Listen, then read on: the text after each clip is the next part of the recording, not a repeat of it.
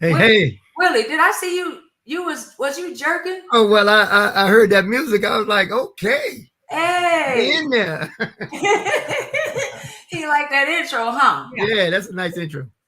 Thank you. Thank you so much. Jerome Malone helped us with that. So, his talented self. Shout out to Jerome. We're going to give everybody a chance. So, what I've started doing is going live on YouTube and Facebook. So, we got to get my audience be split. Some be on Facebook, some be on YouTube. So, we're trying to get everybody adjusted to the Neil Appeal show, the Neil Appeal channel on YouTube, but they so used to that Facebook, they won't come off of it, Beck. I don't know how to get them. I don't know how to get them over here. We're trying, but we want to welcome you to the Neil Appeal show, the Neil's Appeal, marriage, relationships, and other stuff. Today, we are honored. What they say, peacock proud. Oh, God. Right? What they say? What the thing? How it go, Fred? I'm not sure how that goes. I don't know. What Wes be saying, I don't know. You know how he be making up that stuff. But we are so honored to have Willie and Becky A. Davis with us on tonight to open up and share with us their journey, right? We got similar journeys, but hold on. Let me give the people a chance. Y'all go ahead on and click the share button. Let's go ahead on and share this out. Let everybody know, hey, the Neil Appeal, they done started. Come on, come one, come all. We're going to give y'all just a couple of more seconds just to navigate those pages and get those shared out to your friends. This is going to be, you don't want to miss this discussion tonight. You do not want to miss this discussion on tonight. All right. So just a couple more seconds. Y'all had a good day, Beck and Willie. How was your day? It was good. It was good. Running around, getting ready. Tomorrow I leave for a conference. So it was running around trying to do some last minute stuff before I get ready for this conference. But that's about it for me today. Becky, you helped me when I called you to ask you about doing this, and you was like something about a calendar.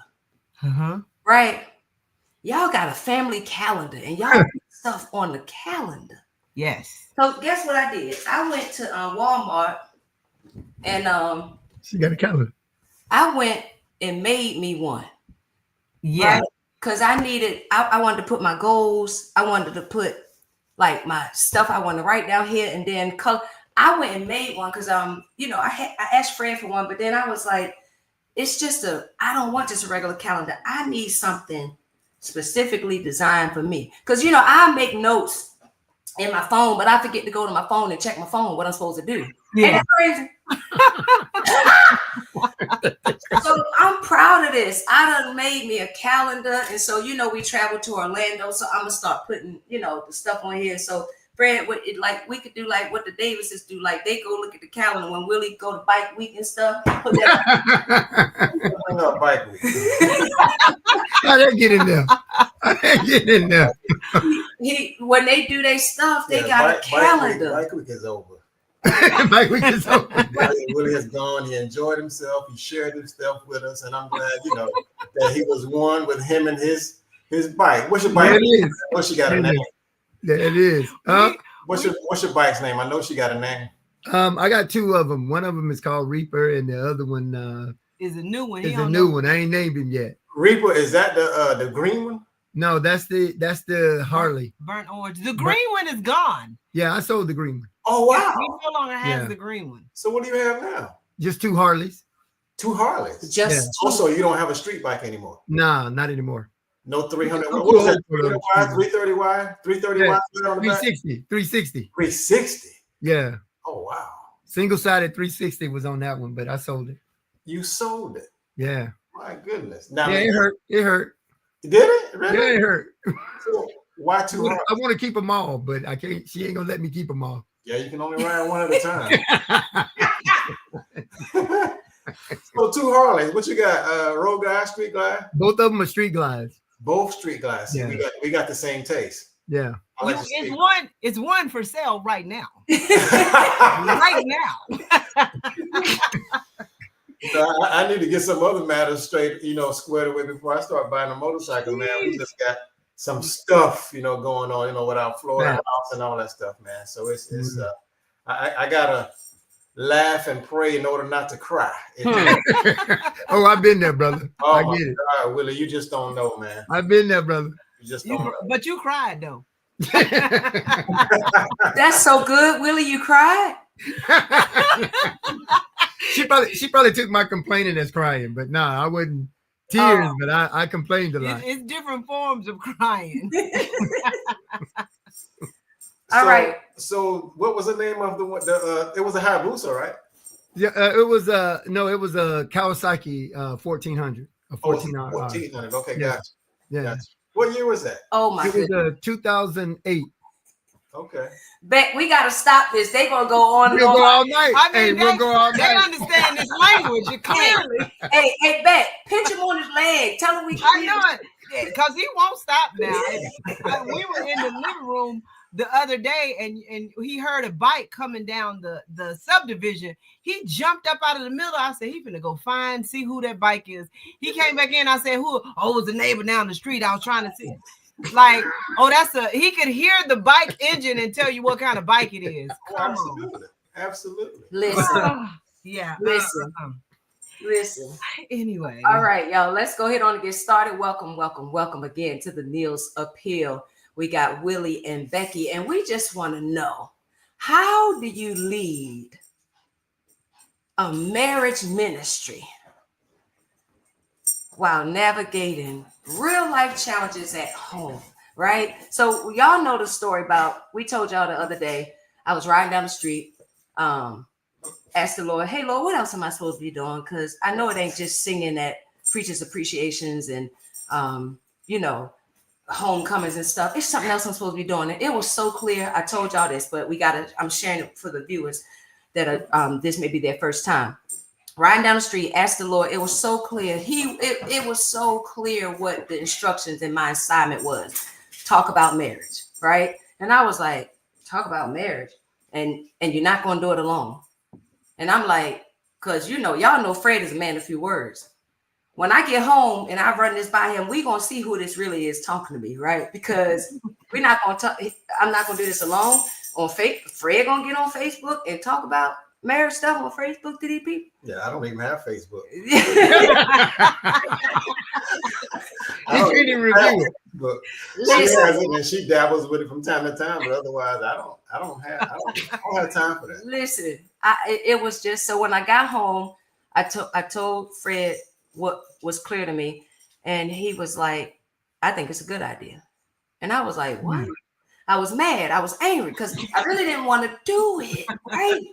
How dare he say doing a marriage ministry means the two married people that's doing a marriage ministry got to model kingdom marriage, right? We got to model this. We got to be accountable. We can't get on here teaching and talking and we ain't did it ourselves. So that was our story. We love it. We've been actually getting some free counseling and as we interview all our guests and stuff. And so I just want to know, how are y'all managing? How did y'all get into it? Just go ahead and start with, how is Willie and Becky doing the marriage ministry at Stonecrest? You started. Yeah, I know. I decided, he and I was having problems in our own marriage. And I was just like at a point where, I was working on my marriage. So I'm reading books. I'm going through different books on marriage, women, wives, and how you love your husband, how to pray for your husband, different marriage books. So I'm reading all these books, and I'm trying to implement some of the things in the book as well. And then I was like, well, maybe I'll just teach this to the class and be able to provide other people some help, because I would talk to Will about it, but Will, he wasn't hearing none of that. So I was just like, well, let me just help somebody else. So I told him I wanted to teach a workshop, a training class for our Sunday school. And so I went to the ministry leaders over the marriage ministry. I was like, hey, I got a workshop I want to teach on communication. And I wanted to teach communication because ours was not good. And I was like, well, I'll teach on communication. And because in my work as well, I teach on communication. I teach leaders how to communicate, how to effectively communicate. So I was like, well, I already have some information, some data. Let me put some biblical principles to it. That's what we'll do. So I told him, I said, hey, I want to teach this class, but we're gonna have to do it together because I'm not gonna be able to just teach Sunday school by myself. You're gonna have to teach with me. And he was like, okay. I said, I'll do the work, I'll study, do all this stuff, and then and teach in the class. And you can be in the support. He was like, okay, that's fine. And so I started doing that, and we immediately started to see the impact to the marriage ministry, which fed my spirit to see the impact to the marriage ministry. But I was still carrying a lot of the weight, and so we started doing a book, Love and Respect, and in that book we needed to split the weight. So he needed to do teach a part where he was talking to the men, and I needed to do a part where I was talking to the women, and he was still fighting me on it. Yeah. So back it up a little bit. She said, I said, okay. That wasn't the way it was. In the beginning, I didn't want to do it because I was heavy with the singing ministry and all of that at the church. And I had issues with all of that kind of stuff, going back and forth with people and songs and making sure we do this and that. I was told that I didn't want to do it. You didn't, but I said you want. I didn't say I want to do it. But when you said, I said you gonna take care. Okay, then you handle it. He never said he didn't want to do it. Those words never came out of his mouth. He never said, "I'm heavy at church." I said okay, but you never said those words. Okay, they came months later. Yeah, months later. I was like, "Hey, I need your help here." All right, you the one got us into this. Then I said, this was your thing. You wanted to do it, so let's roll with it because of you. And then I was carrying the weight, but she was. But there was a portion where I was like, and Fred, you tell me what your thoughts on this. There was a portion where I did not need to say it to a man. Another man needed to say it to the men. And so I was like, on that part, I shouldn't be the one to say that. You should be the one to say that. And I said, there's parts for women. If you're telling the women, they're going to think you just like their husband telling them. And we don't want to block their ears to hear. So I need to say, the Bible says, ladies, this is what you're supposed to do. Because I have to do it too. So they could hear it better from me. So I was like, so you're going to have to bring that part for the men so that they can hear it. Because if they hear from me, I sound like they're wise. Right. And so they can't hear from me. Well, So wait. So before we really got into it, remember when you sat me down and you said, I need you to participate, but I want you to do it because you want to do it. And you said, if I say no, then you'll. That was at the end. After kind of going back and forth with this fight, I said, okay, Lord. I said, okay, well, there's an out. I said, we don't have to do this. It was the end of the year. We're getting ready to prepare for 2025. And I sit down with the marriage ministry leaders. We sit down and we go through what 2025 is going to look like. We plan the year. We plan outings. We just a lot of brainstorming ideas. I said, listen, before I get on that call, I need to tell them something. And I need you to know whatever you decide, I'm good with it. I was the one that said, hey, I wanted to do this. And I believe that it's affected and helped a lot of marriages, but you get to make the decision. And I said, whatever decision you make, I'm good with it. If you say, no, I don't want to do it, fine. When I get on the call with them, I'll tell them, hey, we can plan everything, but we are not going to lead in the ministry. I said, if you say, yes, I'm going to do it, I will no longer carry the weight. You will have to pull weight. And I said, so whatever decision you make, I'm good with it. And he was like, well, I said, no, don't answer tonight. Don't answer tonight. Let that thing sit in your spirit. And we'll come back in a week. Don't answer tonight. He was like, okay. But Fred, that puts some weight on me. You know, you've been there, right? Absolutely. There's weight on you, man. I don't understand what you mean. You weight on you. Because I knew that you wanted to be a Right. part of it, because A lot of pressure. in your spirit, you felt that God was leading you there. Who am I to stop it? You know what I mean? That part. So it was heavy on me. I can't say no. But I told you, I said I could teach in other areas. I still use my gifts in other areas. I kept saying it because I was like, I don't want you to feel like, oh, I'm taking away from you. I said, no. I said, I can still teach with the women. I still teach, I do strategic planning for the church. I said, so I'm still going to use my gift in the church. And I said, we'll just stop this. Yeah. Yeah. And the thing that I had to reconcile with I wasn't going to say no because I knew the weight was heavy on it. The thing that I had to reconcile with is me telling myself, you got to take the time to do your studying. You have to be committed. You have to be focused and all of that. Right. And that took me, what was it? How long did it take me to come to the real and tell you? You came back a week later. Yeah. Tell me, were you wrestling with the Lord? What was that like? We talking to these people. Oh, that's what they want to know. We talking to these folks. That's what they want to know. What was the wrestle with the Lord? Why? Because I know he was saying something to you. Yeah, the wrestle was. And then we wasn't wrestling with, Lord, I'm going to do it for Becky.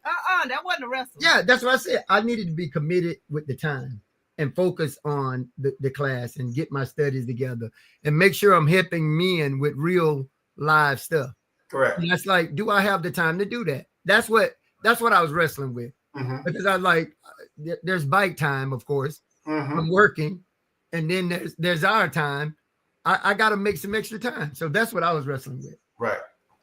Lord, I'm and about to do it. And that's a lot of pressure. That's a lot of pressure. I mean, because I didn't know what magnitude that, I'm saying, this would lead to, when she asked me to do it or what have you. And so I was like, you know what? We're working out on our marriage as well. I mean, we all have issues. We all have problems. And there's really not enough realistic, how can I word it? Realistic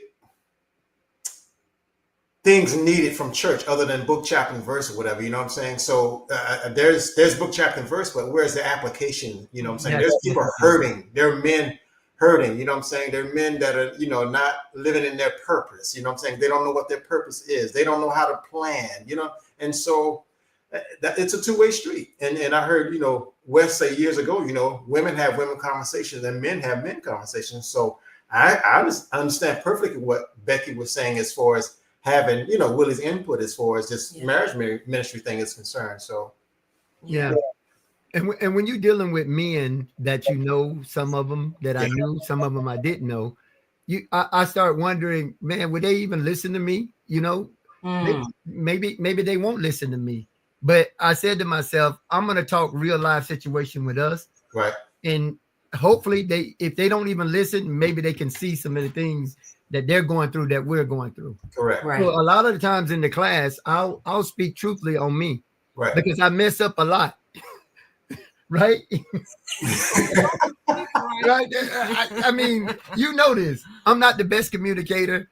And I'm only growing to be a good husband. I wasn't in the beginning. That's so right. I make a lot of mistakes and I bring these mistakes to them. Yeah. The thing that I've learned with these men is they can see my mistakes miles away, but their wives telling them, you're doing some of the same stuff. Same stuff. Yeah. Yeah. And that's why it's needed.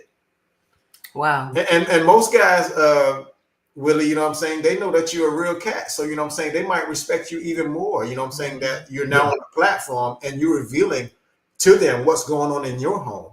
Yeah. Now there's a community of men, that can associate with what you got going on, regardless of whether they say anything about their situation. The wives going to comment on and say, yeah, you do the same stuff. So why speak up? You know what I'm saying? So, and most of them at the end of the class, all the guys get around me and tell me, you was wrong, da da da.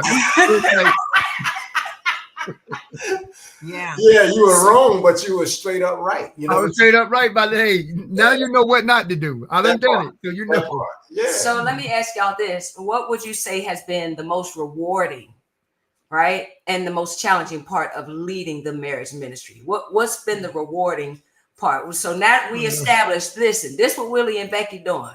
Whoever started, whatever, y'all in it now, and y'all are actually benefiting from it. So come on, give me that answer.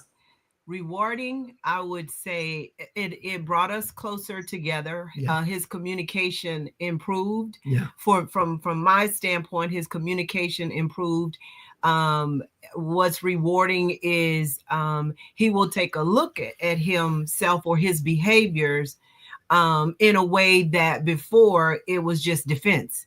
I felt like it was just defensive mode, as opposed to now he will take a look at his behaviors and think about those behaviors, and then just come back differently than, you know, the cycle that we were in before, doing the same old song and dance in disagreements. And so that's been rewarding to me. Our conversations have increased.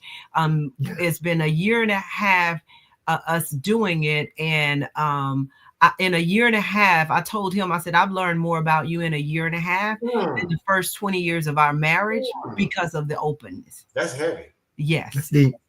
Wow. Yes. That's heavy. Yeah. And this class has helped me by teaching these other people and ourselves in our own marriage. What it's helped me with is I feel safe. I feel safe. Like I can talk to her and tell her my weaknesses, the things that I'm afraid of, my ups, my downs. Because I make mistakes, but I would never tell her because I didn't want her to think that I'm a weak man or something like that. Correct. So I'll keep it in, but she wanted to know those things. Right. And it gave me a safe space to tell her stuff that, you know, with no judgment. And that's a big plus for me. So do that no judgment thing. Come on, tell us about that no judgment thing. Help these marriages out here. Hey, when we finished our prelim the other night, Fred was washing dishes. He was like, so what does date night look like to you? And it was just like, oh, Becky, how much money we owe y'all? Like, it was so sweet. Like, yeah. Come on, tell the people about the no judgment day. Come on. And it's like it's funny, you know how stuff goes viral, and right now it's viral on TikTok. We listen and we don't judge. But even before that little phrase became viral, that's kind of how we did we started doing, when I started the communication nights in the Sunday school class, we would the goal was to go from learning what the Bible says about the marriage to doing it. So we were actually forcing couples to have conversations in the marriage class with their spouses that they might never have once they leave that place. And some of them said that's the only time I could have a conversation with my spouse was in class.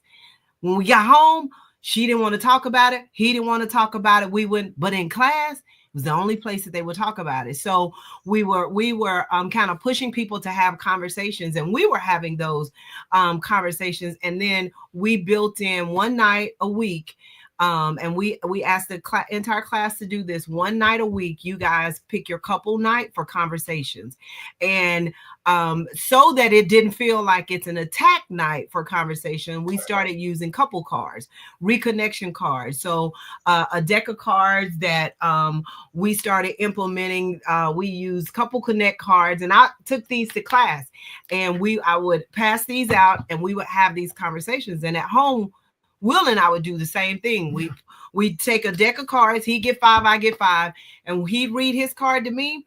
I would answer, and then he would answer the card, and we would go back and forth. And the cards ask questions that you wouldn't normally think to ask your spouse. But it got us talking about some things and seeing some things in each other. It helped me to understand some things about his past, some things about his childhood. There were some things I knew, some things I had no idea. I was like, I never knew that. And had that question not came up on the card, I probably never would have, because some of these conversations you don't just think to start talking about, but the cards guide you to those conversations. And so we started doing that on Tuesday night, and we realized on Tuesday nights we could disagree with what is said, but it never turned into an argument.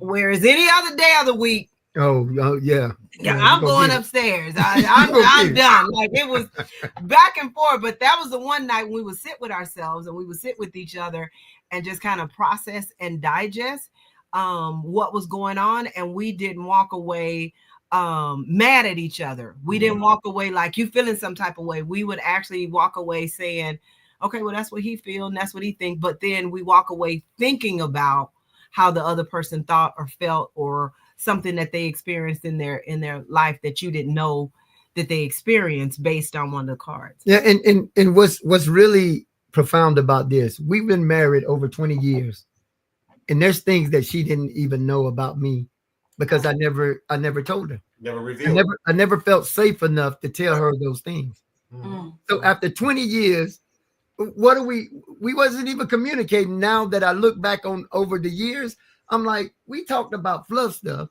Of Right. course, we got kids. Right. So during the kids' time, that kept us from talking about us. Right. You talking about fluff stuff. You always I kept it wouldn't deep, but I didn't want to keep it Yeah. deep. I'm like, What, you know what? It reminded me of one of the conversations, and it was something that he didn't know, and I didn't realize it because why would I ever even think to talk about this?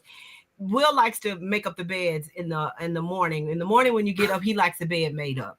Okay. And so when we got married, now we're living in a house together. If the bed, like I get out of the bed and I might make the bed up later, not right away. Always made a comment about that. Hey, who you got up, didn't make that bed up? I'd be like, So he did it over and over. And like when he would go in the kids' room, he would do the same thing. Like Jasmine, she would make the bed up later on, but like for him, when you get up, you don't even brush your teeth. You make your bed. You make your bed. So if he went in her room, Jam, you ain't made that bed up, and she was like, I was downstairs drinking some milk. That bed ain't made up. So I immediately learned he likes the bed to be made up.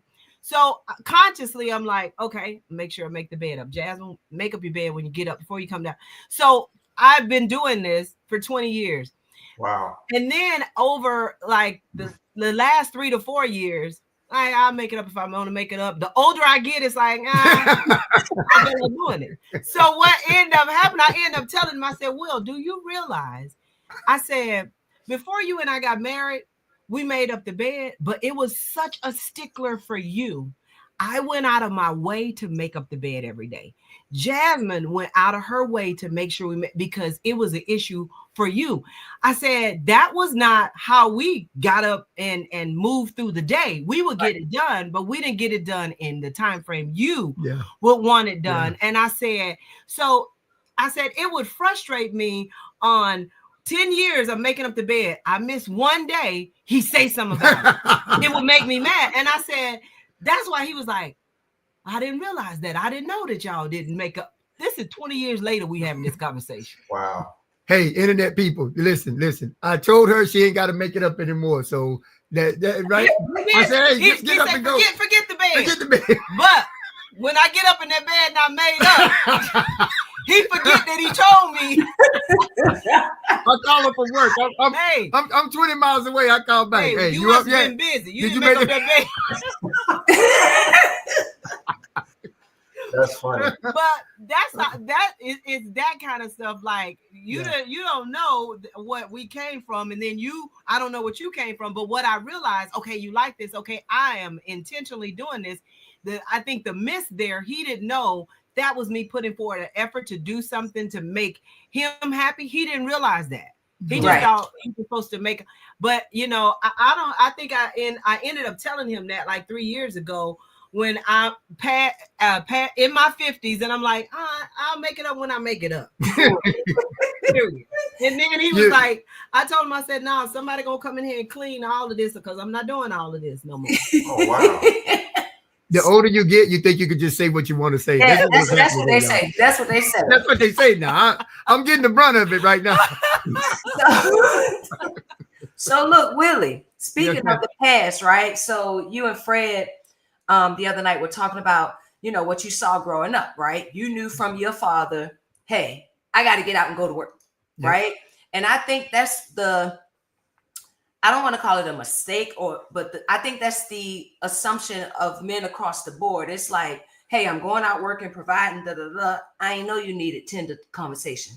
What me and Fred was talking about last week, right? So in speaking on, and y'all related to that, both of y'all, related to that. So talk from how like our past may explain how we are, but it shouldn't be defining us, right? And just because that's our past doesn't mean that they're not shortcomings. They're not shortcomings. That's just how, we were mentally, you know what I'm saying? Right. From a Willie standpoint, from a Fred standpoint, or whatever. So right. So it's not defining you. It's just that's what it was. But let's talk about But to a certain extent, until you found out, that's what the issue was. Then you're being judged because of not having the the boo conversations or whatever the case may be. You know what I'm saying? That just didn't happen. You know what I mean? Right. And she said something to me, because every time that she normally would say, Will, you're not this, you're not that. And I was like, here's my dad. My dad never hugged me or kissed me or let me sit on his lap or nothing. There was no affection in my house, but I knew he loved me because he would get up and go to work. Yeah. Now, me and my brothers talk right now, and all of us are hard workers. No matter what job we go to, we rise to the top because we know work. But Becky needed something else rather than me bringing home the check and just dropping it off and just worried about work. But she told me something, and that changed my mindset. She said, you're a new creature in Christ when you were saved and baptized. The old man has died. You're a new creature. A new creature don't act like the old creature. You can't do things just because your daddy showed you those things. I need this, and this as a wife. You can change and be this person because you have a new mindset. And that thing stuck with me. That's heavy. That's deep. The one thing that there was, I read a book, and in the book, and I shared this with the class too. And the book basically said, we fight for our limitations, but we don't fight for our possibility.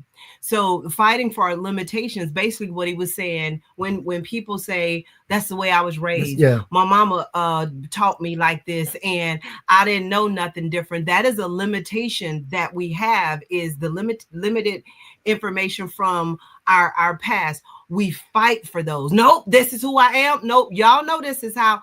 But we don't fight for the possibility, and the possibility is what God says about us. And so the new creature piece of it is, you were raised in your house with your father for 18 years. You've been out, and for 30 years, you've been a Christian. Who has the most power, your earthly father or your heavenly father? There's a fight that you need to fight now for. Y'all see. Now y'all see why I say what I say. I can't. Hey, I can't compete with this kind of stuff, man. You better get on that Bible with it. She. That's all I'm saying is that's what the words say is. Yes, because there was things with my parents and that crippled my mind as well too. But the fight is, I am my father's child. He said, because I carry the name Christian, because I'm going to fight to look like that and not look like what has transpired in my life. And that's it's a spiritual warfare. But do you want to fight the fight, or are you comfortable with leaning on the limitations? I know the limitations, and I know what, but if I am comfortable in the limitations to fight for the possibility of what God can do, that's a whole different fight. It means I got to let these limitations go. It means I can't just say, well, okay, daddy didn't show me this, but the Lord did.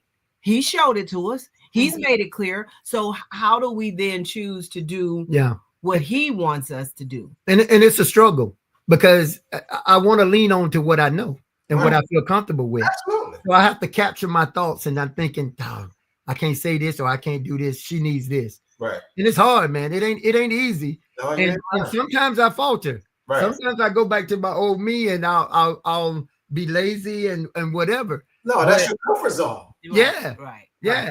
And it's a spiritual warfare with the old man and the new man. You know what it is? It's the default mechanism. You know how computers have, do you want to go back to default settings, to go back to our default setting is easy for us to go back to default. we have to change the program for the default to give us a different outcome. Come on. It's easy to go back to the default setting, and that's for all of us in anything. It's easy to go back to the default setting. That's good. That's real good. Mm-hmm. All right, so a couple more questions on this, on the ministry part. Willie, I love how you're self-aware and you're taking accountability, right? You're being vulnerable. Yes. Right? Most men don't do that. That's hard. You and Fred talked about that the other night, having community and being able to say that. And so feeling convicted, give us a moment that you can share where you actually felt convicted about something Becky was trying to relate to you that she needed, and you actually had to go in the corner and say, wait, hey, I am wrong, come back out and apologize. Yeah, one of the major things is our date night. So we sat down together and we decided every month we're going to do something, a night out. So we have our Tuesday night conversations at 8:00 every Tuesday. But she's like, let's go out and just spend time with each other on the outside, do something abnormal once a month. For 2 months in a row, I forgot or I didn't do it. We will be rotating. We was rotating, and you would do yours, and I didn't do mine, and I'd wait till the last night, and she'd bring it up, and it'd infuriate me, and then I'll try to go plan something. It never worked. And then what did you tell me? You the thing that you said to me that pricked my heart is you came to me and said, Will, that hurt me. For 2 months in a row, you haven't done a date night, and it hurt me. And man, that thing got to the bottom of me. So when she told me that, of course, my mechanisms, I was like, pushing it out, right? Defense. That's when he came up. You the one want to do all this stuff with this marriage ministry. You don't want. I gave it a whole spiel. To throw it out for what it was. And I let him go. Yep. I refused to let my emotions rise. I let him go. When he finished, I was like, I hear what you're saying. And you say we ain't got to do it. We don't have to do it. I said, I don't want to put nothing on you that's causing you to feel this way.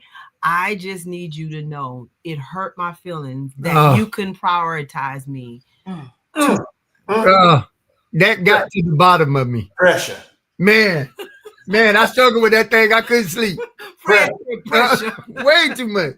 Fred, I ended up sending her a text. Yeah. And because it was on me so bad. I was like, man, I know she's right. I was like, all of this stuff I do, I can at least spend one night a month giving her, taking her out on a date and setting it up and all of that. So I ended up writing her a long text and sending it. And said, and in the text I told you, I said, listen, you're right. You're 100% right. I'm wrong. I could do this. And I said, going forward, I would set up all date nights. And you don't have to even, because we was taking turns. I was like, nah, I'll just do it on my own. And I was skeptical about that because I was like, his MO. His MO is I'll do it for a couple of times. She'll be happy. Then I'll go back to my default. So I was skeptical about it. And I was like, you just got to take what he say. Now, Satan is in my mind saying he going to do it a couple of times. Then he done. He has done it every single time. And said, hey, put this date on your calendar. Like in December, he was like, February, put this on your calendar. February? What? You thinking that far ahead? Yeah, put this on for January. Put this on for February. What? Okay. It made you feel good though, right? And warm inside. Man. But listen, guys, Satan be dogging me out on them date nights. Oh, I know. Because soon as I get her in the car, I'm driving. She says something. I'm like, oh, I gotta bite my tongue because I'm. What'd I say? You talk about my driving. I'm like, she complaining about my driving. I'm trying to get you to this spot. and then I start worrying. Oh, she ain't gonna like the place I picked. Right. Satan be on me. But what I decided to do is just capture that no matter what she say and just keep moving it out. Keep it moving. Yeah. Yep. All right, one more question, and then we got to get on this. Have y'all ever faced resistance or tough conversations within the ministry? Like, yep, with the what's going on in most marriages is about the same, right? Yeah. I wouldn't say, well, the resistance part, I think, is when a spouse, whether male or female, hears something that they just don't want to do. And that's the time when I think you have to show them what the words say, not what you say, because then they think you saying it, but you have to show them what the words say. And now if you're going to fight against it, you're fighting against the word, not because we're the ones saying it. So I think there are times when people fight against that. Like we were doing this in one class, we were talking about men. We were talking about what men needed from women from a respect standpoint. We were talking about authority and hierarchy and what respect looked like. And so a lot of the women like, yeah, we need respect too. And it's like, yeah, I get that. And it was like, so, the woman, we're doing way more and we're doing, and so I listened to all of that. And then the one comment I made is, ladies, I hear everything that you're saying, and I agree that we feel like we need respect from men, but it's not a part of our heart's language. Our heart's language is love. His heart's language is respect. So you expecting him to give you respect does not speak to your love. So you have to move beyond like, well, okay, I want him to respect me too. You would, if he gave you love, that would make you feel respected. He has to have respect. And you have to look at it from that standpoint and not, well, I want this. That's not the language. The Bible says that men love your wives. Correct. Women, respect your husband. He needs respect as a part of his language. It wounds him worse than it'll wound you when you don't get respect. You're wounded when you don't get love. Right. And then they have to kind of sit with that, because that's that tug of war between male and female that, well, he this and she that, and she, but here's what the word says. Yeah.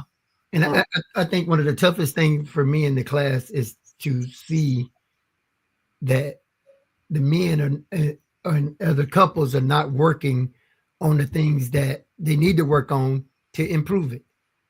And it's hard to watch, because we ask about the work. Are you doing the work?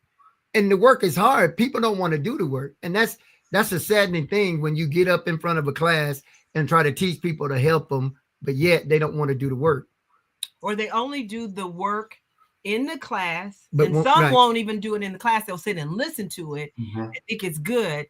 But some will do the work in the class, but then leave the class and don't do the work. And that's, I even get that. Like everything that we walk away teaching, we're not in practice of it.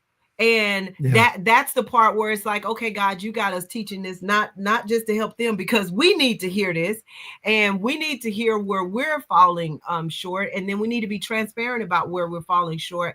And how do we just take one step in that area, not the whole step. How do we just take one step to kind of move towards it, where we're not feeling like I got to change everything for him to be. Let me just change a little bit. Let me hold my tongue right here. That's a step, you know. So I think that's the part in the class when people are they are on the side of their default mechanism, not realizing that you're in a spiritual warfare, because what you're talking about is how you feel, but what does the word say? That's the fight.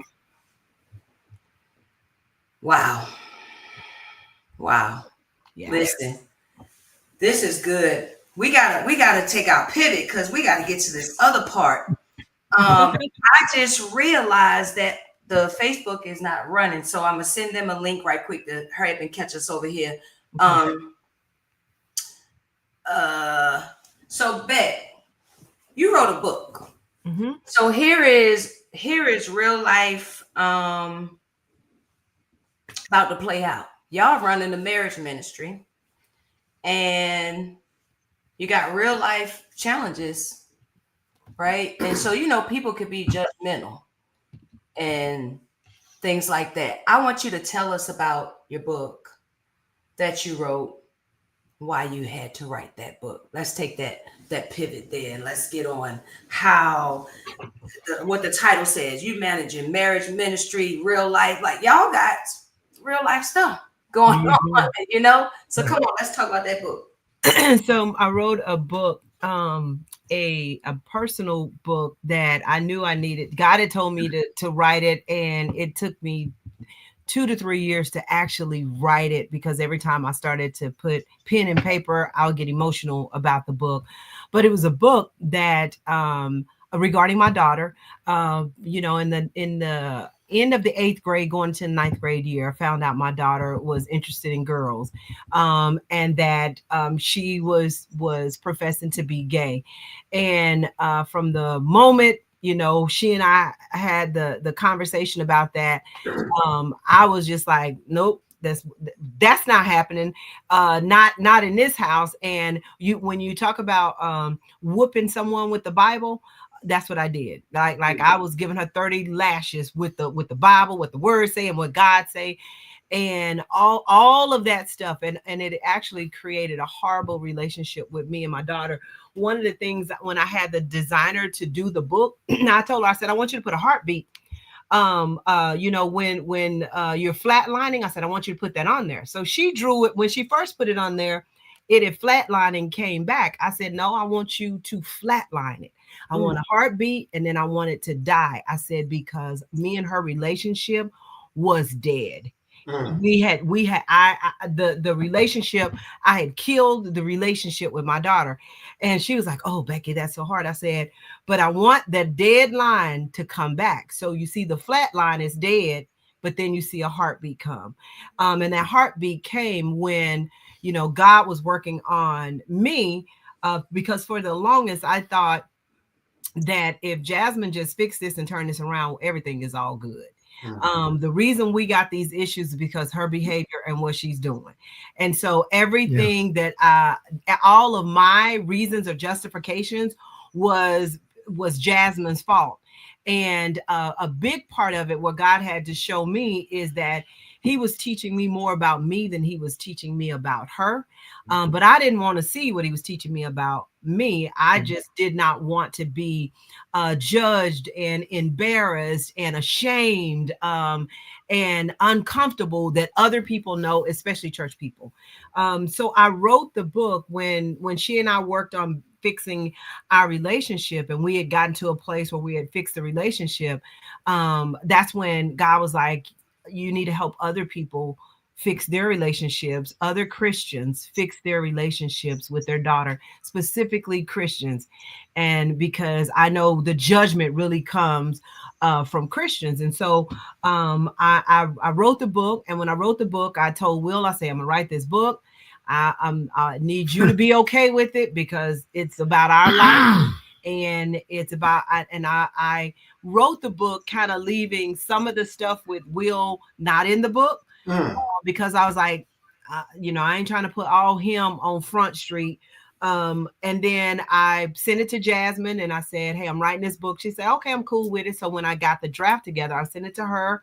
I had Will read it, and I had a couple of family members to read it. And when Jasmine got it, she was like, Mom, I never knew all of that was going on.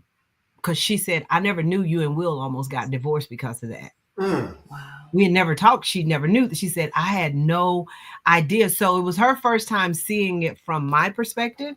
And from that, she said, let me tell you some of what my perspective. So she gave me a perspective I had no idea about as well, because we never talked about it. And when I had Will to read it, I wrote some stuff about him, but not all stuff. And he knew all the stuff that was about him. And he said, hey, you leaving some stuff out of there. I said, yeah, because I'm not trying to put all your stuff out there. And he was like, well, if we're going to help people, you need to put it all in there. And I said, put it all in there is basically how you were like, she needed to go and you didn't want her here. And I said, so I don't want it. He was like, well, that's what it was. I said, okay. I went back and rewrote. I'll put it in there then, because I was like, I'm writing the book. I don't want to put that pressure on him So I went back and put in more of the stuff that happened with us in the marriage, and then some things that happened with her. But God was teaching for me as her mother, because Will and I have 4 kids. I had one coming into the relationship, Jasmine, and he had 3 when we got married. So we didn't have any kids together.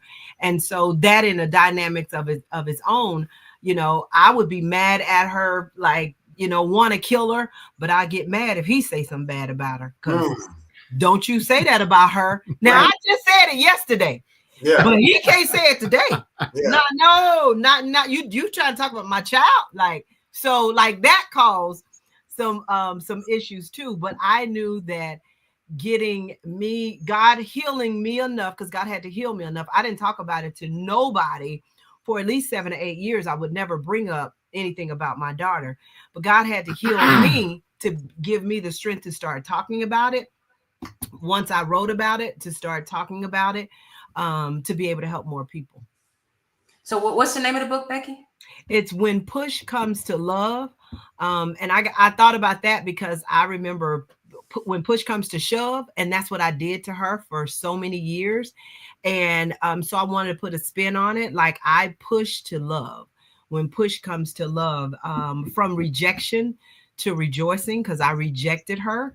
And once we healed the relationship, I was rejoicing that God brought that relationship back together. It's a Christian mother's relationship with her gay daughter. Yeah, basically I disappeared. I mean, I backed out of the situation because, first of all, embarrassment of what other people would think. Right. Then my mind started going with, like, I don't know how she feels or what she thinks. I'm talking about Jasmine. I didn't know any of that, and I just didn't want to deal with it. I had my own three kids that we're trying to deal with. Me and her was going through all of this stuff. And you told me one time when we was driving in the car, you said, Will, you got to sort your situation out with Jasmine. Mm-hmm. I don't know if you remember this. I remember that. Yeah. And then I was like, me and Jasmine okay. But I remember before Jasmine, I knew Jasmine was this way. I would wake up early, take her to breakfast. We go work out together, let her practice a basketball. I was doing a lot of stuff. And then all of that stopped. So I never took into effect how it affected her, because I was absent, basically. And when I was telling him, I was like, you got to fix it with Jasmine. I said, like, we cool. I don't have a problem with Jasmine, but I have mended my relation with her. I had conversations with her, and she told me that she was hurt because Will just rejected her.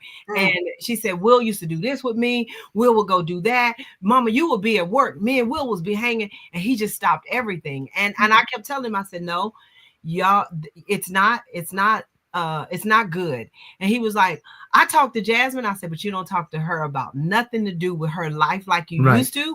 You only talk about the surface stuff, and she know you're not talking about it with her. Yeah, and she came to town, and I told her, I said, hey, come up in the room, just me and you. And we went up, and the one thing that she told me was that I want you to treat me like the little girl that you used to treat me like, no matter what I look like on the outside. Right. And that pricked my heart. And I was like, you know what? You're right. And I apologized. I said, I withdrew from you because of me. It had nothing to do with you. It was what I thought people would think about me being with a gay person, all of this. It was just the whole gambit of embarrassment for me. So I told her, I said, going forward, I'm going to treat you like my little girl as always. And that's when our relationship changed. But this was many years later. She was already grown and out and living on her own before she and I had that conversation. So y'all stopped those activities, Will, based upon the revealing of her sexuality. Yes. And so, I mean, so what has that taught you? You know what I'm saying? Now, in your position now, and you think back and you look back on, you know what I'm saying, how you just outcast her. Right. On, you know what I'm saying? And it really wasn't about her. It was about Willie. It was about, Becky, in terms of how it's let's just keep it real. Church folk, it don't really have anything to do with the people in the world or whatever. So it's about church folk. And you guys are well known at church, and you don't want this stigma, you know what I'm saying, placed on you guys because your daughter has a preference for whatever. You know what I'm saying? So, Right. So that stopped because you knew about the Right. And I tell you, I know that I wounded her a lot with that. Right. Because who knows what her mindset would have been had I not stopped. That part. That's the thing that gets me now as I look back. And you got to live with that. I got to live with it. But what I try to do is when I talk to her on the phone, when I see her, I try to let her know I'm no longer that. This is who I am now. Right. You told me you wanted me to treat you like this, and this is like my little girl, and that's how I'm going to treat you. And she knows through behavior and action now that we no longer feel the way that we felt before. That's good. You know, you could say it, but then you show something different. She knows it differently now, because I remember that day that y'all came up here to talk, and I came in just to make sure that they talked. So I'm sitting there and I was like, Jasmine, you want to share what you have shared with me? And she started talking, and Jasmine don't want to cry either. And she started crying when she looked at Will. She said, you did things with me that my father didn't do with me. And that was special. And then it went away. And when they healed that part of their relationship, then she started to see that things were totally different with us, because we Christians, we've been talking about and living. This is what we're supposed to do, but we are not showing Christianity in our home. Right. Hypocrites. Big time. And all that showed the kids was, okay, well, that's for show. Yeah, I see how y'all. Yeah, y'all do that at church, but at home, y'all a different way. And that did not sit well with my spirit. Wow. Like, if anybody should know that we love the Lord, it should be the folks in close proximity of us. That part. But because that was missing, like that kept me up at night. Yeah. It's like, Lord, help me fix this. And our marriage wasn't good at this time because Becky knew that I had this issue. So we were driving, we wasn't together. It was pulling us apart because she couldn't stand to be around me. You was agitated every time I was around, and I'm like, and I am in my head thinking I'm keeping the peace by not saying nothing. Right. So she's agitated. I ain't saying nothing. We ain't doing nothing but driving apart. You know, and it's rough. It's rough enough to, you know, to come together with blended families, and you know, then to have some extracurricular things going or what have you. So, but guess what? I mean, God placed y'all in that season. Look at you now. You know what I'm saying? Yeah. And evidently he knew that we could carry the weight of what transpired, because that weight was then going to have to help others to be able to lighten their load and carry the weight differently, and to do it truly acting in the behavior of a Christian, and not just talking about it, but actually living it out through the process dealing with this. And so the book helped me get some stuff out. It took me a while to write it because I would cry and think of some of the things that Jasmine said that I said to her, and it would hurt my feelings every time. And to think that I put a weight on her. Excuse me, I put a weight on her that she carried for 8 years because of words that I said. Becky, you shared. You said,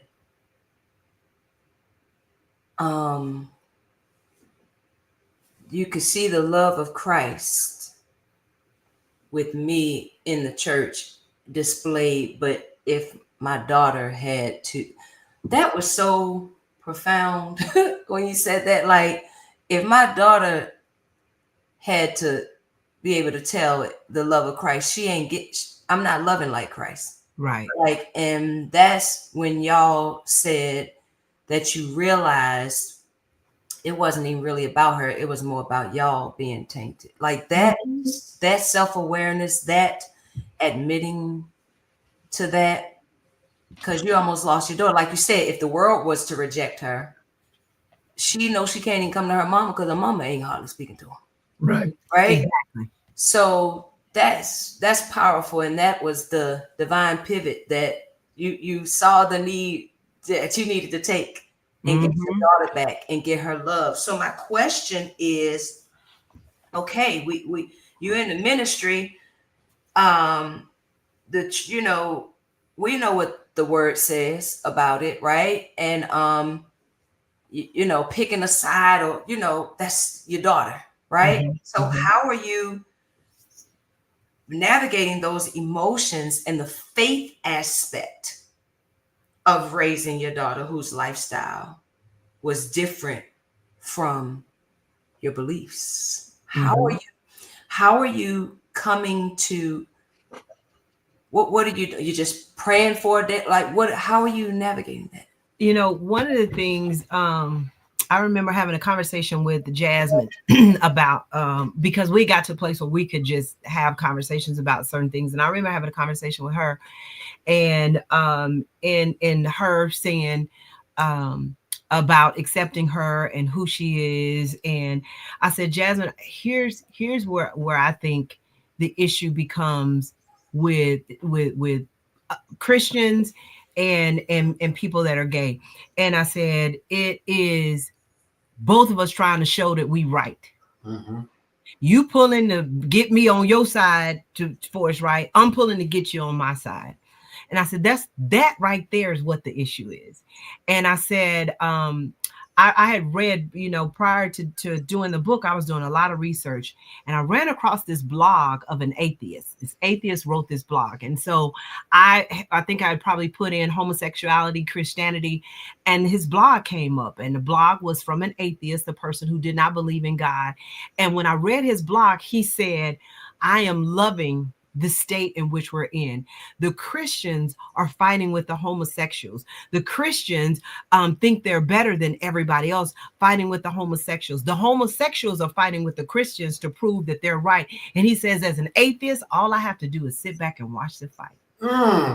And that right there, I said, he telling the truth. That's exactly what's happening. Like, all Satan wants to do is get you fighting. And so I start the book out and say, this is my belief on homosexuality. It comes from this scripture in the Bible. That's the end I'm going to say about that. I am not going to debate about homosexual. That's not what we're getting ready to do. I'm going to share my journey with you of my relationship with my daughter. You can't fight with me on that because it's my relationship. It's my experience with my daughter, but I'm not going to debate and go back and forth on, but she said, and what? Nope, that's where he wants us, is fighting. That's right. So that's what I'm not going to do is to fight there. And so what the stance that I take, the scripture that says, believing that that God will give, what's the scripture? The scripture is talking about you praying and believing God's will for something. And I was like, I am praying and I believe that. I know that is not a part of God's will. So I'm praying his will. And what God gave me, the peace that passed all understanding, is when he helped me to see is, okay, you're praying my will, it will be done, whether you're alive or 6 feet under. Don't get caught up in seeing it when you're alive, because that'll mess you up. So I just, my peace came when I know that God can do what he says he'll do because it's according to his will. Right. I just know I'm okay with it.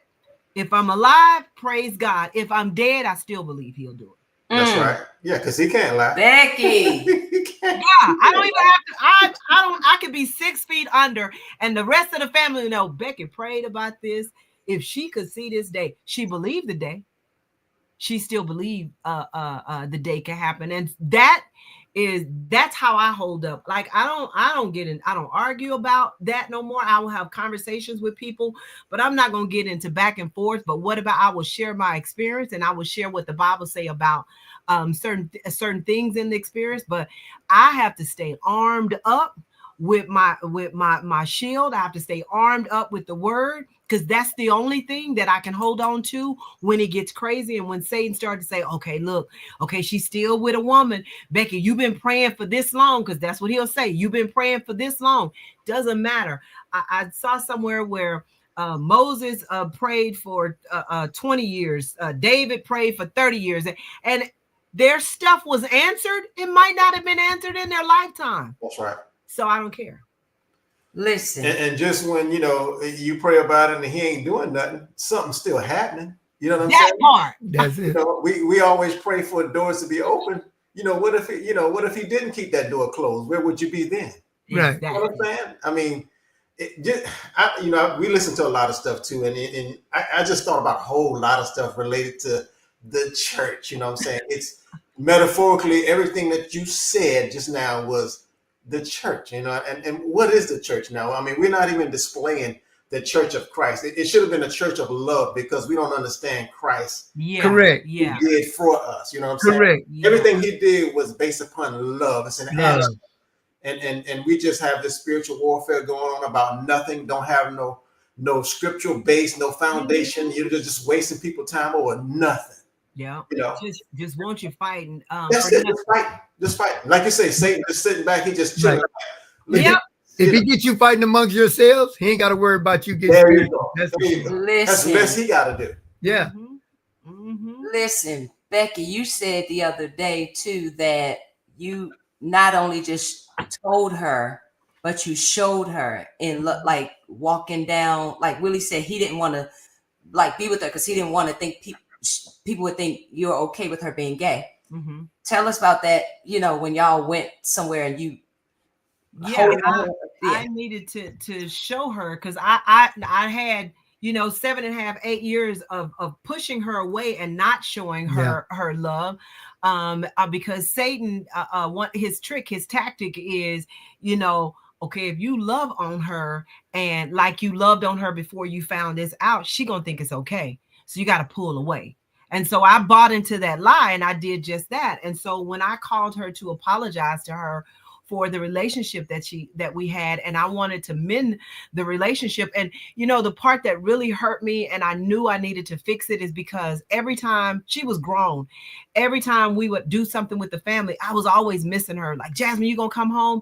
Oh, I got to do this, and then I finally realized she don't want to come home and be around me, because when my look on her was disgust. Mm-hmm. Yeah. And she didn't want to be around it. So we could talk on the phone all day. She told me that later. She said, Mama, I could talk on your phone all day long. As long as you didn't see me, we could talk. But when you saw me, I could see you were always disappointed. And it hurt me every time I saw you. Mm-hmm. And so I knew I needed to fix that. I knew she needed to not only hear it, she needed to see me, love on her. She needed to see me, care for her. She needed me to see me not care about nobody else or whoever was around, but that I was going to love on my daughter. No matter what. Like, she would come and she would go to church with me. She'd go to church with me and she would dress in guy clothes. And when she come in, she sit next to me and it's my daughter. I'm a hug on her. I'm a love on her. We hold hands when we pray, because we always did that as a little girl. Hold her hands when we pray. She needed to see a physical manifestation of my love and not just hear it. And so when she saw that and me not worrying about nobody else, then she was like, okay, this is Christianity right here. Oh, come on, Jesus. This is Christianity. Like, I know Mama went to church, right, but this is a whole different thing. And the lady, I can't think of her name now, but she sang the song, I Had a Praying Grandmother, who always prayed for me. And me and Jasmine used to listen to that in the car when she was little.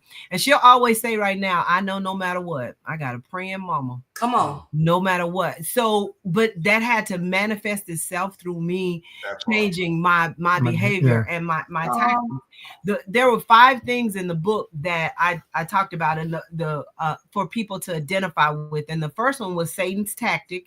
His tactic is to trick us in our mind. Me saying, and me and Will both saying, okay, well, we're gonna push back, or because like for his first tactic is to get into your head and start telling you all this stuff so you can pull that love away. The second part of it was the fight. That was the spiritual warfare. Am I gonna do right? Am I gonna do wrong? I'm fighting these her, and not fighting principalities. I'm fighting flesh and blood. Right. Right. The third one was the work, and the work was about submitting to God. Now, when I read the scripture, and I put the scripture in the book, how will men know that you are my disciples, is that you show love for one another. And knowing I wasn't showing that in my house, that was the work that I needed to do. The fourth one was the change. And the change was about now the spirit comforts.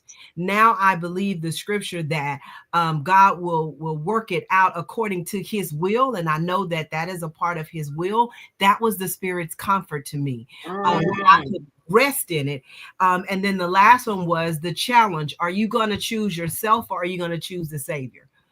Which one do you choose? The self says all of the stuff that we feel naturally as flesh, but the Savior says, I came that you might show love. Yeah, move out the way. Move out the way. And one of the major things that I think that would have helped us back in our day, back in the days, is the church should have talked about these type of things. That's right. But it was kept a secret. That's right. For so long. That's and right. then when it happened, I didn't know how to react. Yeah. That's right. And nobody wanted to talk about it. And they still not going to talk about it. Yeah. That's why he's using y'all. Right. Because we started getting calls. Like, I'll get a call from someone. I think I got a call when Jasmine was going through this. One of our neighbors, they were, literally 2 houses up. So they were in the community. They kind of knew some of the stuff that was going on. And so they were, praying with us. And 10 years later, we moved to Atlanta, and I get a phone call, and she was like, I need your help. And I was like, what? And she found out her son was. And she said, you got to help me navigate this. And I was like, okay. And God was so good, because she was like, he had already had me make so many mistakes with Jasmine that I could help her with some stuff. Because she was like, he gets so mad at us. Every time I say, I'm praying for you, he gets mad. I said, let me tell you why he's getting mad. He's getting mad because what he's hearing is you say, I'm going to pray this off for you. And I said, what you shouldn't say that, I'm praying for you. You should say, hey, babe, pray for me. Pray for me to help me. I said, that will change his mindset. I said, because they are hearing things different. I said, all of the stuff that I thought I was saying to Jasmine was right was all wrong, but I didn't know it. And I said, and she was like, I didn't think about it like that. I said, yeah, that's what he's hearing. You want to pray it off of me. You want to pray it away. And this is who I am. And this is how I was made. So you saying I'm not. I said, that's what he's hearing. And I said, so that he doesn't withdraw. I said, then when you say, hey, babe, I'm going to pray for you. Will you pray for me? It's a two-way thing, and not you just praying for him, because that. And she was like, I never thought about that. So I could help her with terminology. I could help her with how things that we think we doing that's loving that they don't see as loving, to be able to help walk her through that process. Because she said, I don't want to lose my child. And I said, these are some of the things that have pulled them away from you. Right. One or two things in that situation with that young man. You know what I'm saying? One, he could have understood the power of prayer. Mama, don't pray this off me. Yeah. This is who I am. This is what I like. Yep. But the second side of that is you treated me like an outcast. Yes. You're a sinner too. Yes. You're a sinner too. So that's a two-way street. So, but the beauty of it is, the fact that she reached out to you and she was comfortable with that, and she actually do that. So, I mean, that's what we talk about, this community or what have you. So there are a lot of people out there, you know what I'm saying? They where you guys were, probably worse when you guys were, however long that was, where you guys were about to split up. They're probably in that same situation right now. Yeah, because it's hard, man. They don't even have the sexuality, you know what I'm saying? Right. Hiccups, whatever you want to call it. Yeah. It's hard when you got nobody to talk to. That's right. That's right. It's tough as a man, because you got it trying to lead this family. That's why I disappeared, because I had no other option. I didn't know what to do. And she a young lady, so I get it. Yeah. Right. I couldn't. It was hard, man. Listen, let me pause for a quick second. So I told y'all what I did. I messed up. I forgot to route, or I didn't click the route thing for Facebook. So all these people on Facebook saying, bring them on camera, bring them on camera. I can't, y'all. I can't. I messed up. We over here on YouTube. Okay. Come to the YouTube channel so I can put this phone down and host this call. Becky, I'm sitting here holding the phone. You on the phone? I'm holding the phone up, letting them watch y'all the best way I can. Y'all, I got to go. Now I done put in the comments. I put what the page name was. I sent the link. I done did all what I can do. It's time for y'all to pick up the mantle and come on and join YouTube. We almost done. Come on over to the YouTube channel. I got to put this phone down. I can't host and hold this camera up. All right. I love y'all. I got to go.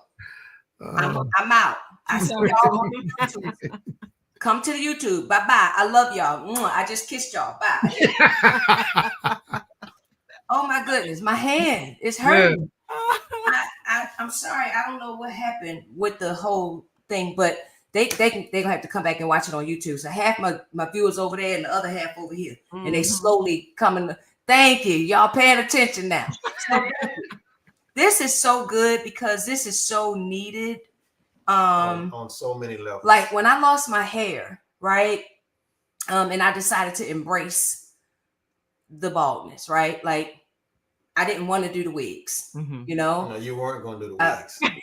Chris said no. I'm glad you okay with that because I didn't want to do the wigs. I was going to embrace it. And it's like, I have so many people come up to me and say, I'm dealing with the same thing. Where do you get your strength? How do you whatever? And so it's so many, people out here that are dealing with this, but they don't know that they can talk to somebody till they see somebody out here doing it. Right. That part. Right. And so I commend y'all on your vulnerability and being able to be transparent, right? Because that's where transformation comes. So I just want to ask you, what advice would you give to other parents who may be struggling with accepting or understanding their child's choices? Never. I want my advice would be is do not hold your love back. Do not change the behavior of the love, because I never stopped loving Jasmine, but I did stop showing love to Jasmine. So there's a difference.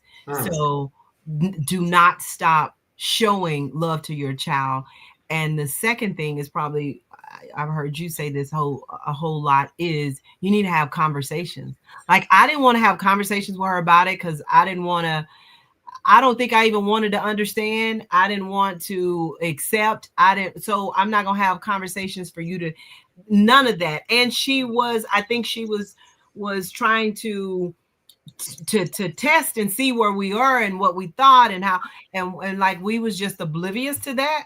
But paying attention, because she was growing up in a time and in an era where this was more prevalent. It was everywhere in schools. And because it wasn't when we were growing up, like we just made fun and light of it when she would talk about it. But we should have paid attention to signs and clues that we should have had better conversations with her. But do not stop showing love. You can be upset, you can be hurt, like you can be in any situation, but you cannot stop showing love, and you can't beat them with the Bible. Come on. You're gonna run them from the word when all you want to talk about is the word. And the part of the reason why, you don't want to have the conversation, because we have this conceived conception in our minds that nothing good can come from having a conversation about such. So yeah. And the thing that I'll say to the men, don't disappear. Now, for us, if it's a daughter, it could be a son, but no matter what you do, don't disappear. Reach out to somebody that you know that have dealt with the problem, so you can at least talk to them and they can give you some ideas and some things that you can do to help the relationship and not push it apart. Yeah, because I've heard in the barbershop, there's a lot of conversations being held, stuff that we shouldn't speak about, spiritual and political, all those things are being had. Right. And I hear quite a few guys, say, man, my son, such and such, well, I beat the hell out of him, this and that and the other. And it's consistent, you know what I'm saying? Yeah. I mean, you talking about walking away from them, they talking about beating the hell out of them. I mean, because they know nothing else. That part. They don't trust me. If I wasn't at least going to church, I probably would have tried to do something like that, because nobody gave me anything to kind of deal with this, except one preacher, Emmanuel White. Me and him had an argument at his office. He said, because I was like, why do I have to go through all of this stuff? I didn't marry Becky for this stuff. Right. I mean, I'm trying to run. And he said, why not you? He said, what makes you think you better than God?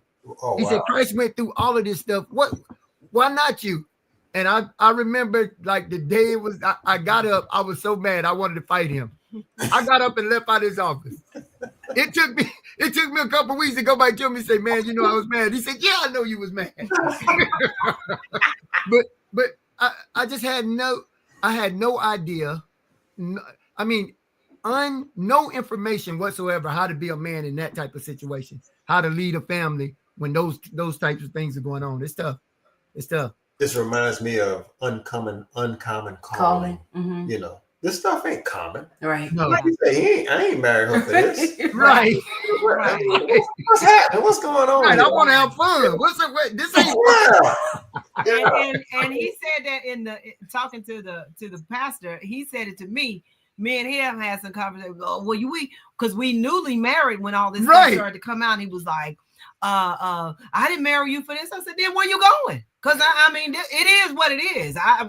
What you talking about? So you finna go, and so it caused issues. And I remember one of the real roughest moments for me with Jasmine. And you, do you know what I'm finna say? No, what is when you don't remember is when Jasmine had always stayed with me. She's a daddy's girl. But I wanted her to be raised in a Christian household. I knew her dad. I was just like, no, she needs to stay here with me so she can have some her values. I said, let her go. I said she need to go with her daddy. And he came and he was like, hey, you need to let her go stay with her daddy. That was a way to get rid of her and not deal with it. Right. And I was like, what? Wait, you need to let her go with that. I told him I was absent. I told y'all I disappeared, right? Yeah. He told you he was absent. Now he want to get rid of her too. You don't want nobody in the house. Dan, it's just gonna be me and you. We have fun together. Yeah, I need some peace. So I was like, oh no, Negro, no. No, she come with me. You knew this before. And it was a way to not have to deal with it. But when any situations that we find ourselves in, is something God is teaching us about us. Yeah. Not the situation, because what he taught me about myself as a Christian is that I could talk about it, but I wasn't being about it. What he taught me as a mother was you love with conditions. And that's not how I love. So you condition, if she do this, you'll love her. Right. I didn't like what he showed me. So all of the situations he put us in, the minute we stop and say, Lord, show me what you teaching me something about me, reveal it to me, whether I understand it or not, because he was teaching us something about us. He was teaching Will, when it gets heavy, you want to throw it away. Correct. When it gets heavy, you want to push it. Like he shows us who we are in those situations. We just got to stop and realize this is what God is showing me about me. And now I get to make the decision. Do I like what I see? Do I like who I am? Do I want to be known as this? Do I want to be able to stand before God and say, yeah, Lord, but you knew she was gay. You wanted me to love her. Even like all of that stuff plays in my head. And then it says, you got to change some stuff about yourself. And that's when he puts you on the journey to like, okay, she learned that piece of it. Now let me just make sure that she learned. So all of that journey was teaching me about me. It was not teaching me about her. Nothing to do with her. Absolutely. And the whole and by me, by wanting life easy and to run away and push things away to make life easy, it came around again because I didn't learn my lesson our youngest daughter, my youngest daughter, Courtney, she was staying with us, and the stuff she was in with the, the porn on the phone and stuff like that. And again, I said to Becky, "Hey, let's let her go stay with her mom." I was like, "Nope." Hey, listen, it keep coming round and round, man. And I was like, I got to deal with it. Wow. She said no, so now I'm like, okay, Court, we got to have some conversations. And it was hard stuff for me because I never did it. And it just God say every time you run, I'm gonna bring something back to you. Until you put them shoes up, put them Jordan running shoes up. Wow. I'm quick to run. Wow. We got a question in the chat, and we're gonna go ahead on and kind of bring it to a close. So hi Chrissy, thanks for watching.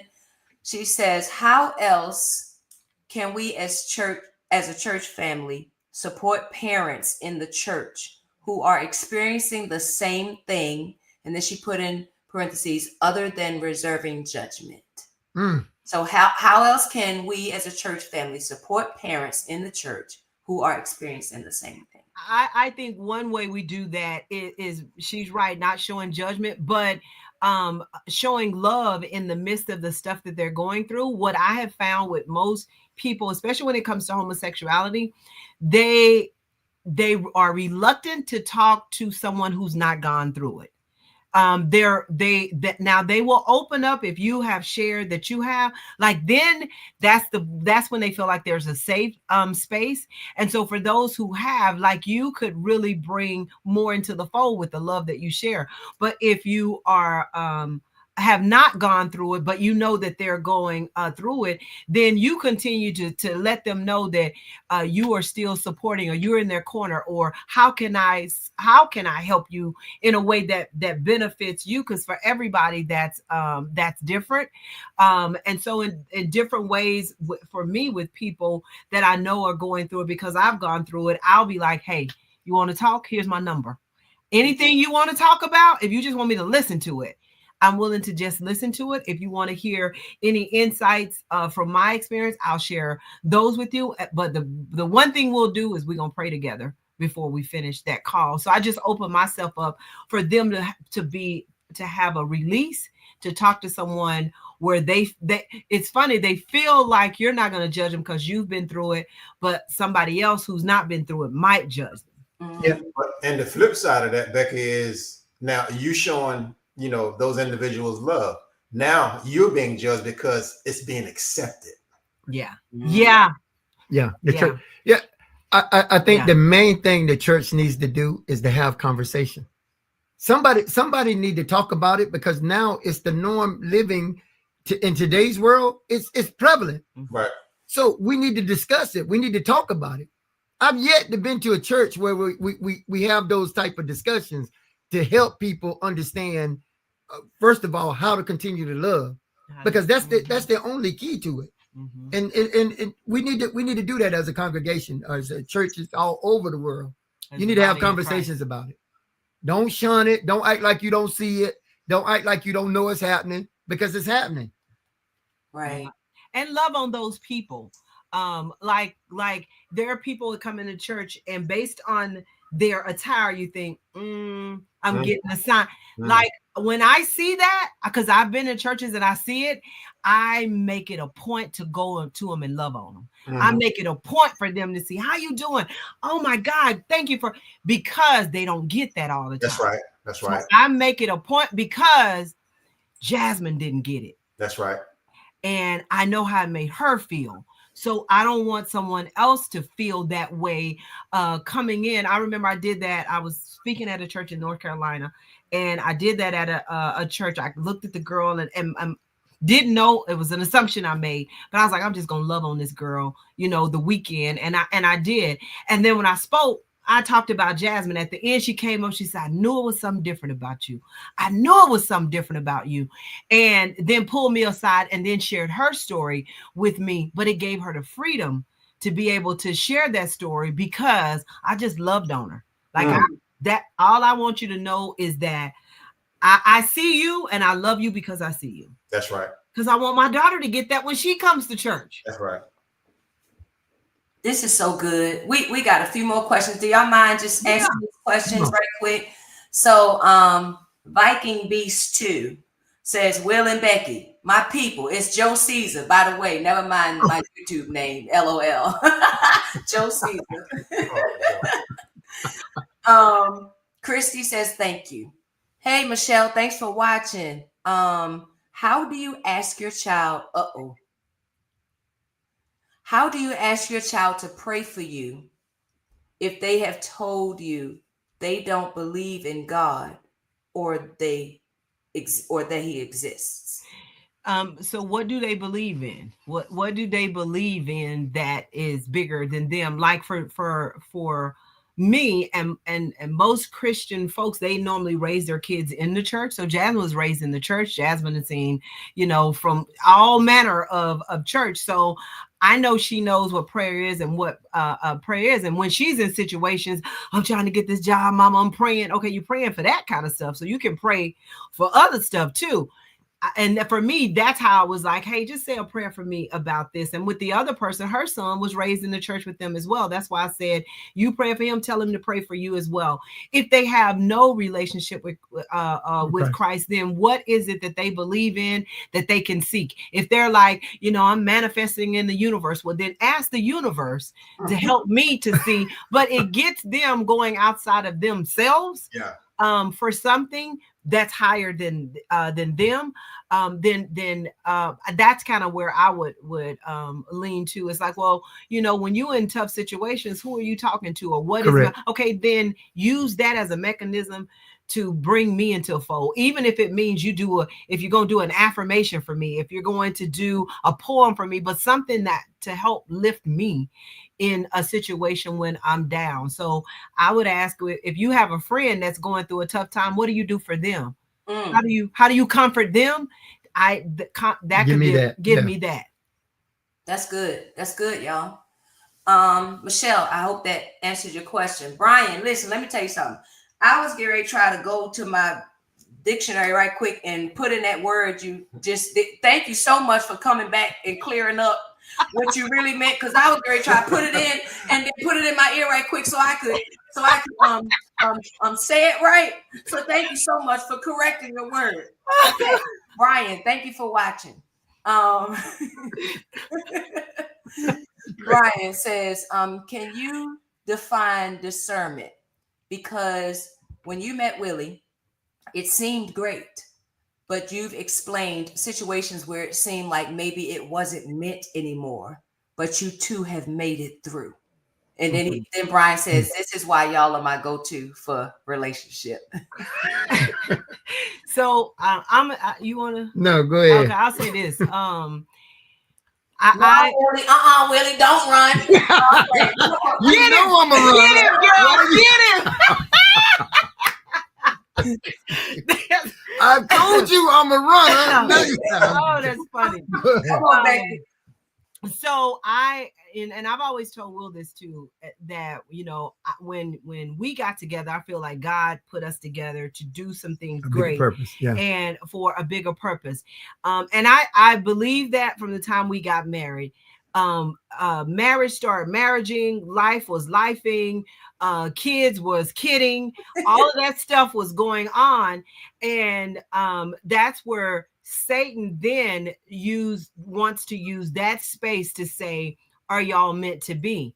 And because from the foundation, I felt like we were meant to be. For me, that's where the spiritual warfare would come in. It's like, no, we're gonna have this back and forth. Like there was a time when I felt like, okay, maybe we shouldn't be together no more. Maybe this is it. Yeah. Maybe it's time for divorce.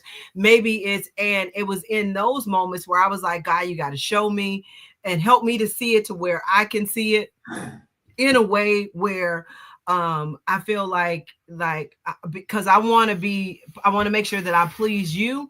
But from that's where you have to stay in your word, because I believe that Will and I are still together today because of the word. Yeah. Not because we loved each other all the time through the process, not because we agreed all the time through the process, not because we were great parents together. Like, we are still together because of the word, and always seeking to say, okay, God, you're gonna have to show me. You're gonna have to show me in a way where I don't pack up some bags and just going on. You need to show me, because that's not something I ever throw out. I ever wanted to throw out and be playing with it. Right. So God just, helped through this process. But Satan, the cunning, and he is on his job every day. And he's on his job, because I told Will, anytime me and this dude do something together in one accord, we kill it. Mm-hmm. We kill it. And he hated. He hated. Yeah. He hated. So he always tried to bring discord. When we get together and we gonna lose weight. Boy, baby, we go at it. We go at it. Like, shoot, like, where they go? We lost this weight together. Like, we gonna do this. Hey, we gonna stop eating this. Gone. Stop eating it. Hey, we gonna save this money. Bam, save it. We gonna pay this off. Bam. But when we at discord, ain't nothing getting done right. And that's when Satan is always in the middle. I heard a gentleman say, when Satan is in the middle of your marriage, what happened and who let him in? Because somebody had to open the door for him. Somebody let him in. Somebody let him in. Somebody brought it with him. Exactly. And that was like, okay, what did I do to bring Satan into this situation? Was it what I said? Was it my behavior? Like, when we start to question ourselves, interrogate our own reality, and line it up against what the words say, then that's when real truth really starts to. Absolutely. But it's so hard. It's so hard. It is. Being a man, but it's so hard. It is. Yeah. Hey, and don't get it twisted. There's been many a nights that she slept downstairs and I slept upstairs. I mean, I slept good downstairs too. I took up the whole bed. and then you told me, well, I thought you'd ask me to come back upstairs. I was like, you went downstairs. I didn't tell you to go. And I said, but you didn't come get me either. Right. That part. We've had our times. Exactly. Wow. Yeah, that's 100. Because I told her, I said, I bought this bed. I'm sleeping in it. So y'all always do that. You know what I'm saying? So have at it. Right. I ain't going nowhere. Go ahead on. Yeah. Y'all, this has been a blessing. Let me end with Pam's. I'm saying Pam P. Williams. I think that's Pam. P. Williams. She says, thank you. She puts a heart up and says, thank you for sharing what really happens in real life and suggestions on how to deal with certain situations. You never know when God will put you in a situation. Mm-hmm. So she thanks you. A lot of hearts, a lot of, I don't even know some of these emojis or whatever, but anyway, they a lot of love sent and hearts. And sorry for the confusion on the platform, but hey, this message can be out and we could just go to sharing. It's a link. Let's just share it out. Let's get this out, because we need more safe space like this to be able to talk and share. So y'all, we always end the show with the Neil's appeal, right? So full circle, all of it. I don't know if you want to bring something from, you know what, we forgot to do the thing we do in the beginning with them. Well, we asked them what they. Oh, dang, that would have been fun. That would have been fun. I was so ready for the business. We normally do the who's most likely to, and you got to point at each other right quick. Y'all What happened with the communication stuff? I just feel like some people missed out on some stuff. You mad about it. He mad about it, because let me tell you something, Becky. It'd be like 2009 people that be watching that viewed it on Facebook, and then I got 89 subscribers on YouTube. It don't make sense to me, and so it's out on a lot of people. I'm gonna go back. I'm gonna do what I need to. Like that wasn't nothing. The devil don't want this to get out. He don't want He don't want people to see we got community. Yeah. I don't know who's going to start this work in the church. I don't know if it's going to be accepted, because it's like, oh, we start doing that. Are we saying we accepting it? Right. I don't know. But we need something. We need to do something. Our people are struggling. Mm-hmm. Our children are struggling. The parents struggling. There's preachers out here. Right. Hello. Yeah. Yep. I'm in agreement. It's wives. It's happening. It's real. It's like it's warfare for real. And we got some young ladies going to talk more in depth about that. So I got the parents this week, and so next week we're gonna y'all talking about heavy. Oh my god. We talk with them. Yeah. They got something to share. Will, I couldn't say nothing. You know what I'm saying? I was just stuck. Really? Yeah. I'll be on YouTube. Huh? I'll be on YouTube watching it. Believe that. Believe that.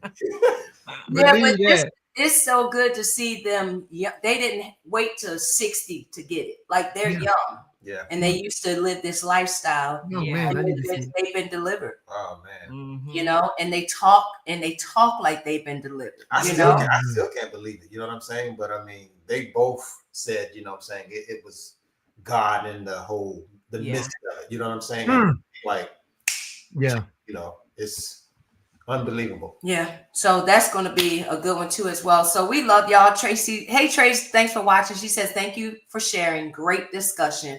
Hand claps, hearts. Y'all, we love y'all. We need a Neil appeal. What do we share? And whatever perspective you want to come from, whether the ministry, the whole real life thing, doing the ministry. Like I said, it was going to be a struggle for me because it was like, now I got to work. Now I got to really do what we say we're going to do. That's why me and Fred did that real life. We had a real life break in communication, and we had to talk through it. And then we came and shared out. And this is why God said he wanted me to do this. Like, I need you to, I'm working on my own marriage. I need you to share with the people what you're working on. Yeah. Yeah. Right? So come on and let's give our viewers the Neil's appeal. What are they? I don't know. It could come from wherever you feel. What we did with the marriage class, asking him to that be the appeal for them. You know what I'm talking about? Our yeah. Tell him. No, you tell him. Tell him. Nope. She wants me Don't to run. I'm a runner. Don't run from it. You want me to tell them about the have the conversations? Yeah, that should be the appeal. One thing that they could do. Yeah. So I always tell the class one thing is, wives, say something respectful to your husband that week, but that's what I say. You don't want to hear that. All right. Say something respectful. So Willie, what does that look like? What is that? Something respectful, like build him up. Say something positive to him to build him up. Because what I found out is sometimes when women think men ain't leading, they don't boost them up and then compliment them on the things that they are leading in. I may not be leading in everything, but there's something that I'm doing that you can compliment me and build me up on. And that's what I gave. Bingo. Okay, so then my appeal would be for the husbands is find one way to show love to your wife in her language, not necessarily yours. In her language, find one thing that you could make her feel loved by one act that you take. That's the appeal for the next week. I like that. Just one. Yeah. And that's why I say in her language, not yours, because you could say, hey, I did this and it was nice. You're like, I don't even like that. That didn't do nothing for me. So it has to be something in her. I'm saying this for a reason. Right. It's proof. It's been proven that her love language is quality time. But I say, you sitting over there in your chair watching TV, I'm on my phone, I'm in the same room with you. That's quality time. That don't count for me. That don't count for me. Hey, Willie, I'm with you, baby. Hey, we need to call. We need to reach out to Teddy Bear. What's his real name? I'm calling him Teddy Bear. Who? Sister. TB. TB and Sister Butler. Oh my God. Hey, he already got Will. I told him because he be in our marriage class. I said, listen. Can you do some coaching with my husband? Hey, that cat don't play fair, Willie. No, this is what I told him. I said, you ain't allowed in this marriage class no more. Yeah. He take the ball so high. Oh man. he wrong, man. I'm He's telling you. dead wrong. That cat there, boy. Hey, men don't want to hear him talk in the class. Oh, wow. He's so funny. People When he raised still- his hand, they be like, "Uh-oh, he finna go up. Help the brothers." But he always like, "Hey, I got a playbook for Will. I'm gonna help you, baby. I'm gonna help you. Thank you." Wow. People are still calling me about that episode, saying that he done set the bar. He make her wait in a car while he going. Yeah. Make sure the house warm, all that stuff. Yeah. Oh, Fred was like, "You making he it a hard." real one. Oh, he a real one. And when she share, A lot of pressure. huh? A lot of pressure. No, a lot. I told him, man, stop talking to my wife. I can't keep up with this stuff, man. You're going too high. We was just at church Sunday, and he said, "Becky, come here," and he sent us a text, and him and Linda was in Vegas, and they was sitting across from the Hermes shop, and he took a picture and he sent it to us. He said, "Will, Becky likes stuff in this store, just in case." He was like, "Becky, I told you I'm gonna help you." I said, "Boy, you my man now." That's awful. That made you mad. That's awful. Awful. Oh, I appreciate you guys asking us to do this. Yeah, this has been a blast. It's been Listen, fun. we got to do it again, and we love y'all. We thank you so much. Hi, Kelly and Fred. Keep up the great work. Thank you, Tracy. We appreciate you. We thank you so much, y'all, for coming out. It was good. We done went this. I think this is the longest we ever did, but it was needed. Yeah. So I'm so grateful that you took the time to come and share with us. Is there anything else anybody want to share before we get off? I'm gonna do my outro. Can y'all stay on? Let's just close in prayer, and we want to thank y'all again and all that type of stuff. So we are this is it. This is a wrap. This is the Neil Appeal and our powerful couple, Willie and Becky Davis. We love y'all. Sorry about the confusion. Go back and watch it. It's an easy fix. Just go click. Not only watch it, y'all, share it. Share it. There you go, Willie. Share it. We love y'all. Everybody wave. Love bye. y'all. All right. Bye-bye.